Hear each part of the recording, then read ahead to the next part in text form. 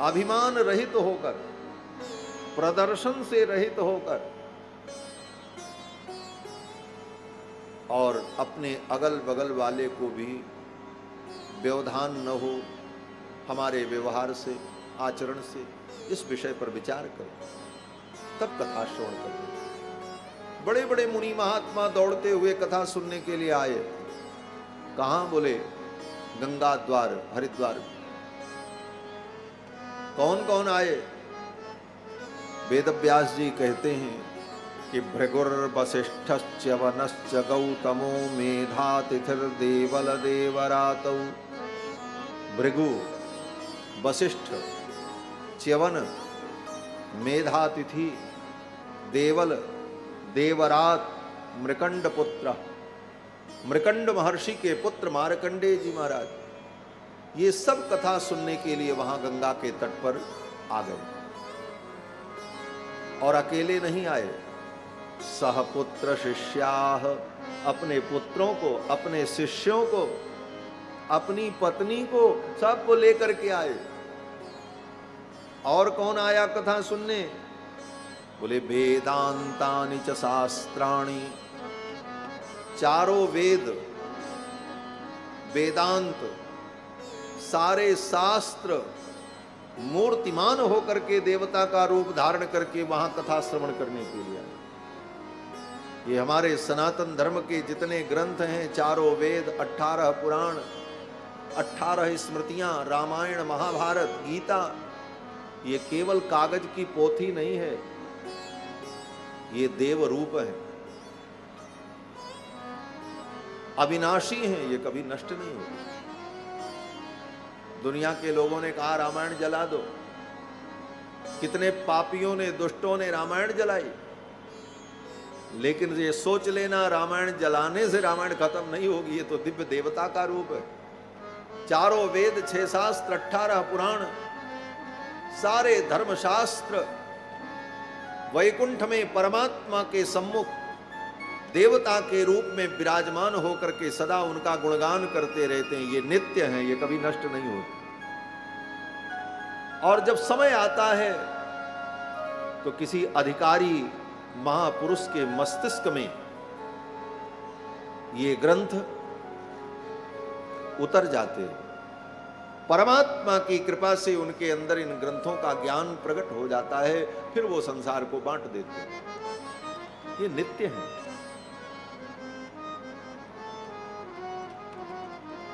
चारों वेद, 6 शास्त्र और 17 पुराण कथा सुनने के लिए आए। 17 पुराण क्यों आए? बोले 18वें पुराण की तो कथा ही हो रही थी भागवत की, तो 17 पुराण कथा सुनने के लिए आए। लेकिन कुछ लोग कथा सुनने नहीं भी आए। जो नहीं आए वो कौन थे? बोले बड़े अभागे थे। लेकिन अभागे तो थे। भृगु जी महाराज ने जाकर के उन लोगों को डांटा, बोले चलो कथा सुनो। भृगु संबोध्य चानयत, भृगु ने जाकर के, भृगु महर्षि ने उन लोगों को डांटा, बोले चलो चल करके कथा सुनो। इतने अभिमानी मत बन जाओ, तुम्हारा पाप, तुम्हारा दुर्भाग्य इतना प्रबल न हो जाए कि तुम कथा न सुन सको। चलो और चल करके इस कथा को श्रवण करो, तुम्हारा कल्याण होगा। भृगु जी के डांटने पर वे अभागे लोग भी कथा सुनने के लिए आए। जो कथा सुनने ना आवे उसको भी डांट करके कथा में ले जाना चाहिए। बोले चलो, नहीं चल रहे हो तुम, अभागे हो, चलो तुम्हारा सौभाग्य प्रकट होगा। भृगु जी ने उनको संबोधित किया और उनको सबको लेकर किया। भृगु संबोध्य चानयत, वो आ क्यों नहीं रहे थे?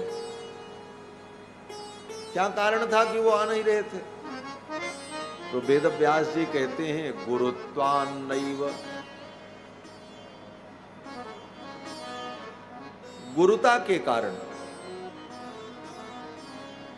उनको अपनी गुरुता का, अपनी गंभीरता का, अपने वजन का बड़ा अभिमान था।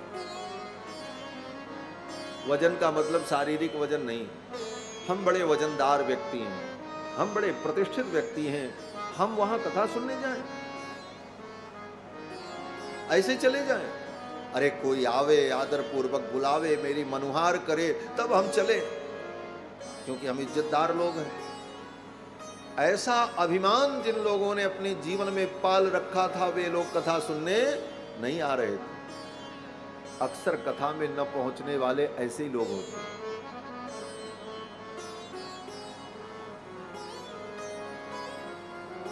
भृगु जी ने उनको डांटा, गुरुत्वान नैव ज्ञाता, गुरुता के कारण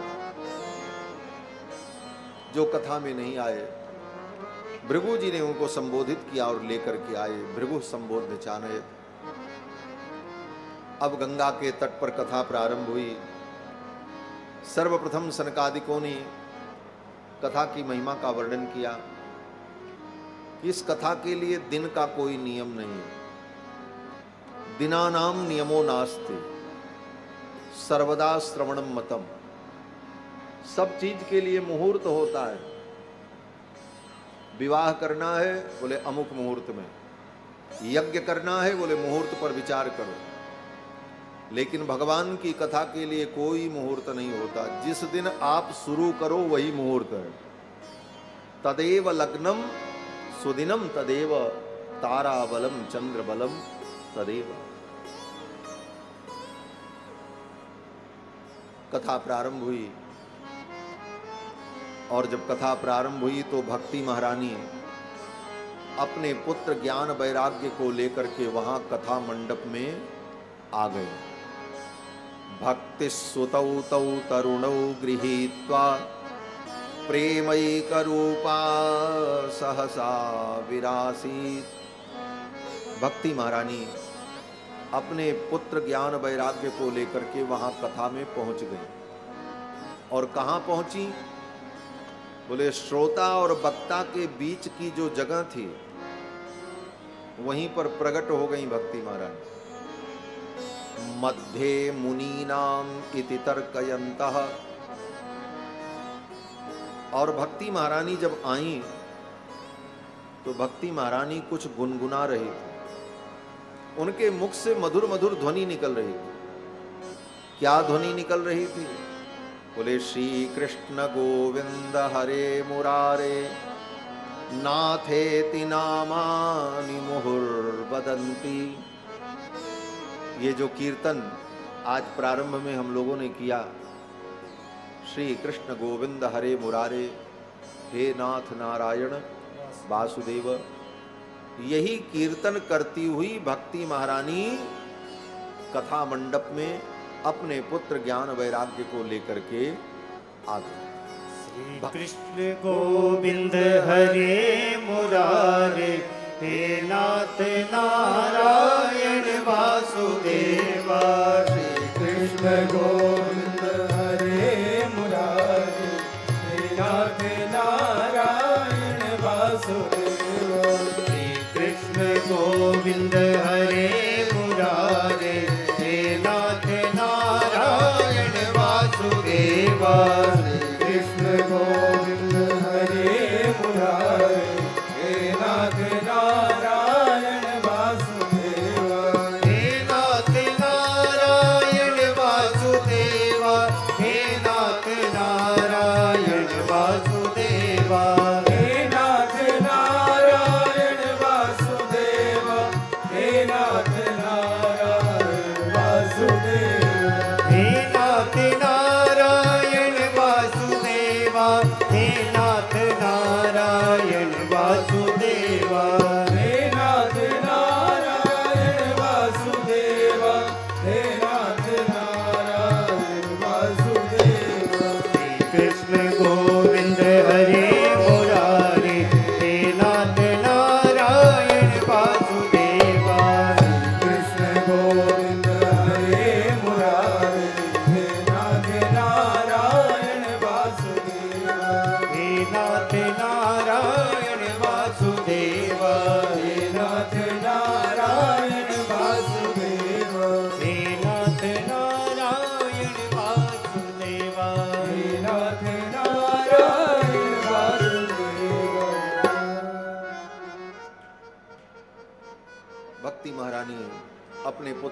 वैराग्य को लेकर यह कीर्तन करती हुई आ गई। लोगों ने देखा ये कहां से आई, कैसे आई, किसी को पता नहीं था। कथम प्रविष्टा कथमागतेयम मध्ये मुनि नाम इति तर्कयंता। कैसे आई, किधर से आई, किसी ने नहीं देखा। फिर तो भक्ति महारानी ने स्वयं सनकादिकों से कहा, मुझे बैठने का कोई स्थान दो, मैं कहां बैठूं। तो सनकादिकों ने कहा, ये जितने श्रोता बैठे हुए हैं कथा सुनने के लिए, इनके हृदय में जाकर के आप बैठ जाओ। और भक्ति महारानी अपने पुत्र ज्ञान वैराग्य को लेकर उन श्रोताओं के हृदय में जाकर के बैठ गई। यही कथा का फल है। कथा में ही भक्ति का आगमन होता है। और किधर से भक्ति आई, कैसे आई, कोई जान नहीं पाया। लोग पूछने लगे, ये किधर से आई भक्ति महारानी, कथम प्रविष्टा कथमागतेयम। अर्थात आप कथा में आओगे, कथा सुनते रहोगे, तो आपके जीवन में भक्ति आ जाएगी। आपको भी पता नहीं चलेगा कब आ गई, किधर से आ गई। भक्ति कथा में ही आती है, भक्ति बाजार में नहीं मिलती, भक्ति ढूंढने से नहीं मिलती। आप कथा सुनने का अभ्यास बना लो, आपके जीवन में भक्ति कब आ जाएगी आपको ही पता नहीं चलेगा। आ जाएगी, और अकेले नहीं आएगी। अपने पुत्र ज्ञान वैराग्य को लेकर के आई भक्ति महारानी, और ज्ञान वैराग्य दोनों ठीक हो गए महाराज। सनकादिकों ने कहा, इन श्रोताओं के हृदय में जाकर के बैठ जाओ। निरंतरम वैष्णव मानसानी, इन वैष्णव भक्तों के मन में जाकर के इनके हृदय में आप बैठ जाओ। भक्ति महारानी उन श्रोताओं के हृदय में अपने पुत्र ज्ञान वैराग्य को लेकर के बैठ गए। यही हमारे जीवन का भी लक्ष्य है। भक्ति अपने पुत्र ज्ञान वैराग्य के सहित मेरे हृदय में विराजमान हो। ज्ञान होने पर तत्व का निर्णय होगा, वैराग्य होने पर संसार की आसक्ति टूट जाएगी, और भक्ति के कारण ठाकुर के चरणों में अनुराग दृढ़ हो जाएगा। यही जीवन की परम उपलब्धि है, भक्ति ज्ञान वैराग्य। किसी ने कहा, अब भक्ति हृदय में आ गई तो इसका लाभ क्या मिलेगा। तो व्यास जी कहते हैं, सकल भुवन मध्य निर्धनास्तेपि धन्या। दुनिया में निर्धन भी धन्य हो जाते हैं। यद्यपि निर्धन को कोई महत्व नहीं देता, निर्धन की लोग उपेक्षा करते हैं, लेकिन व्यास जी कहते हैं, सकल भुवन मध्य निर्धनास्तेपि धन्या। अगर वो निर्धन भी है तो धन्य हो जाएगा। क्यों? बोले, जिसके हृदय में भगवान की भक्ति आ गई, निविशति हृदय येषाम श्री हरेर भक्ति रेखा। भगवान की भक्ति अपने पुत्र ज्ञान वैराग्य के सहित जिसके हृदय में आकर के बैठ गई, वो निर्धन भी होगा तो धन्य हो जाएगा। बोले, कैसे धन्य हो जाएगा? कौन पूछेगा उसको? निर्धन को कौन पूछता है? कोई नहीं पूछता। तो बड़ी अच्छी बात व्यास जी कहते हैं। व्यास जी कहते हैं, कोई पूछे चाहे भाड़ में जाए। जिसके जीवन में भगवान की भक्ति आ जाती है, वो इस चिंता को छोड़ देता है, कौन मुझे पूछ रहा है, कौन मुझे नहीं पूछ रहा।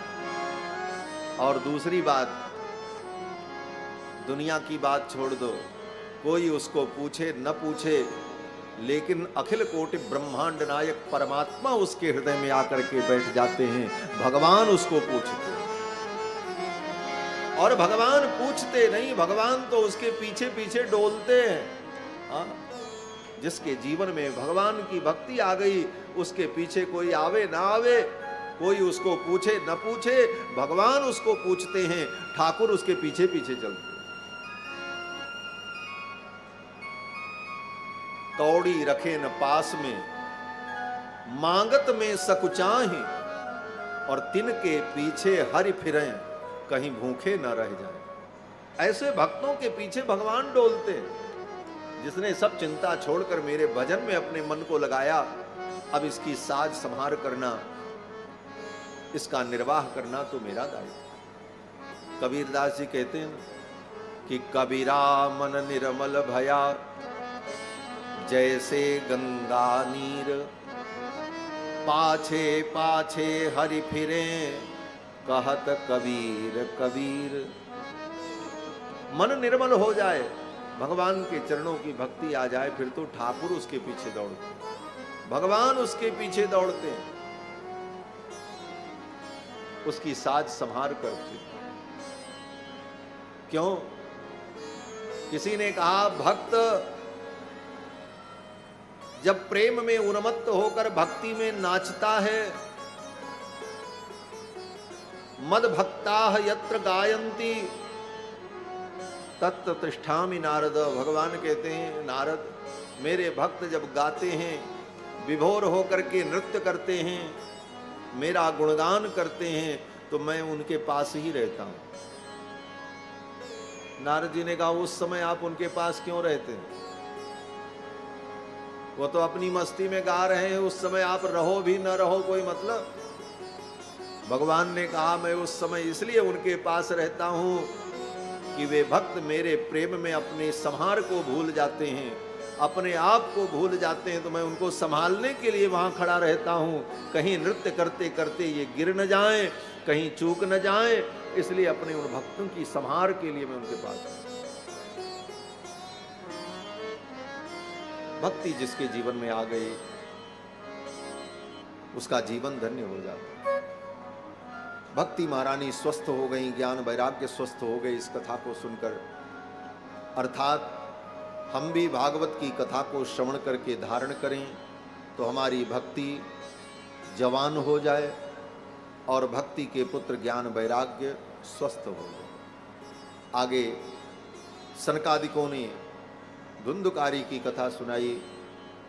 धुंधुकारी जो अपने पाप कर्म के द्वारा प्रेत की योनि को प्राप्त हो गया था, भागवत की कथा सुनकर के उसे प्रेत योनि से मुक्ति की प्राप्ति हुई।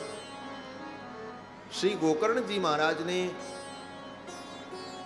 भागवत की कथा सुनाई और 7 दिन धुंधकारी ने कथा सुनी। 7वें दिन उसके लिए विमान आ गया, प्रेत योनि से उसे मुक्ति मिल गई।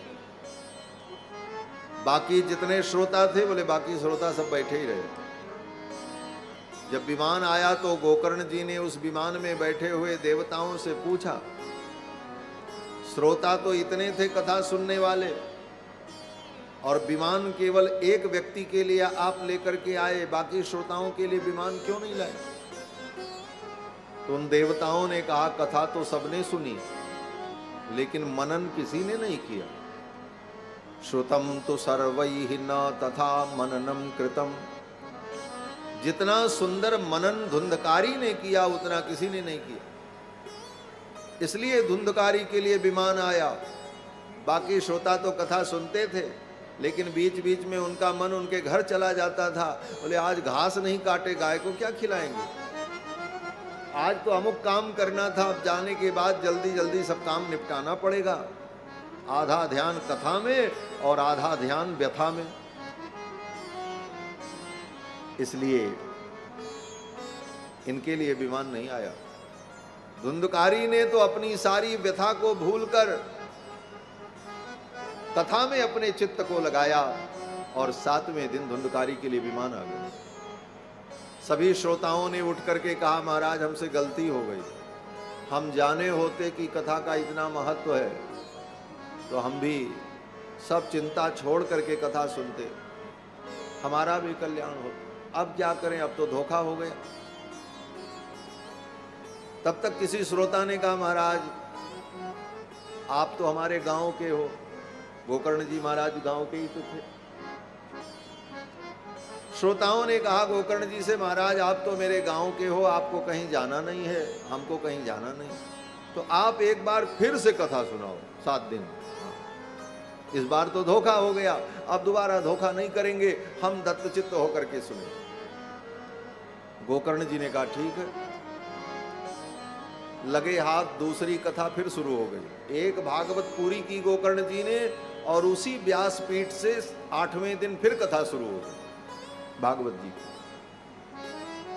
और इस बार सबने दत्तचित्त होकर कथा सुनी और परिणाम बोले 7वें दिन विमान आया। धुंधकारी के लिए तो देवता लोग विमान लेकर के आए थे, लेकिन इन श्रोताओं के लिए और गोकर्ण जी के लिए स्वयं भगवान कृष्ण ही विमान लेकर के आ गए, ऐसा वर्णन है। और भगवान आए, विमान से उतर करके भगवान ने गोकर्ण जी को हृदय से लगाया और कहा आप सबको मैं लेने आया हूं, मेरे गोलोक चलो। गांव के सभी लोगों को उस विमान में भगवान ने बैठा लिया, गोकर्ण जी महाराज को भी, और सबको लेकर के भगवान गोलोक चले गए। वेदव्यास जी कहते हैं गांव में कोई बचा ही नहीं महाराज, सब भगवान के धाम चले गए। किस प्रकार से? तो उदाहरण दिया कि अयोध्यावासिन पूर्वम यथा रामेण संगता। जिस प्रकार त्रेता युग में प्रभु श्री राम जब अपने धाम जाने लगे तो संपूर्ण अयोध्यावासी को लेकर के गए। अयोध्या में एक घास भी नहीं बची थी, एक कीड़ा मकोड़ा भी नहीं बचा, सब को ले गए। यहां तक कि सरयू जी में एक मछली और जलजंतु नहीं बचे, केवल सरयू जी की धारा बची, सब को ले गए भगवान। अयोध्यावासिन पूर्वम यथा रामेण संगता। उसी प्रकार द्वापर युग में गोकर्ण जी के गांव के जितने लोग थे सबको भगवान श्री कृष्ण विमान में बैठाकर गोलोक लेकर के चले। श्री सूत जी महाराज ने शौनकादि मुनियों को भागवत की महिमा सुनाई, भागवत कथा सुनने की विधि बताई। 7 दिन का अनुष्ठान हो तो योग्य वक्ता का चयन करना चाहिए। वक्ता कैसा हो? बोले विरक्त हो, वैष्णव हो और ब्राह्मण हो। विरक्तो वैष्णवो विप्रो वेद शास्त्र विशुद्धिकृत। जिसने वेद शास्त्र को ठीक ठीक से पढ़ा हो।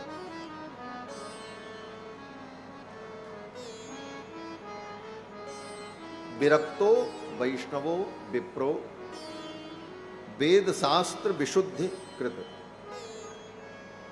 दृष्टांत कुशलो धीरः। और सुंदर दृष्टांत देकर कथा के तत्व को समझाने की क्षमता हो। वक्ता कार्योति निस्पृहः। ऐसे निस्पृह वक्ता के द्वारा भागवत की कथा सुननी चाहिए। आज भागवत की कथा कैसे कैसे हो रही है ये तो सब आपको मालूम है, कहने की आवश्यकता ही नहीं। सारी मर्यादाओं को लोगों ने छोड़ दिया। व्यासपीठ की मर्यादा भी धूल धूसरित कर दी। स्त्रियां, बच्चियां सब व्यासपीठ पर बैठ करके कथा सुना। बंधुओं, धर्मशास्त्र और व्यासपीठ की मर्यादा, इन सब पर विचार करके जब हम कथा श्रवण करते हैं और कथा का अनुष्ठान करते हैं तब इसका फल प्राप्त हो। विधि से हीन यज्ञ अनुष्ठान करने पर कर्ता का ही विनाश हो जाता है। विधिहीनस्य यज्ञस्य सद्यः कर्ता विनश्यति। इसलिए विधि और शास्त्र का पालन करना चाहिए। शास्त्र जैसे कहे उसी प्रकार धर्म का अनुष्ठान करना चाहिए।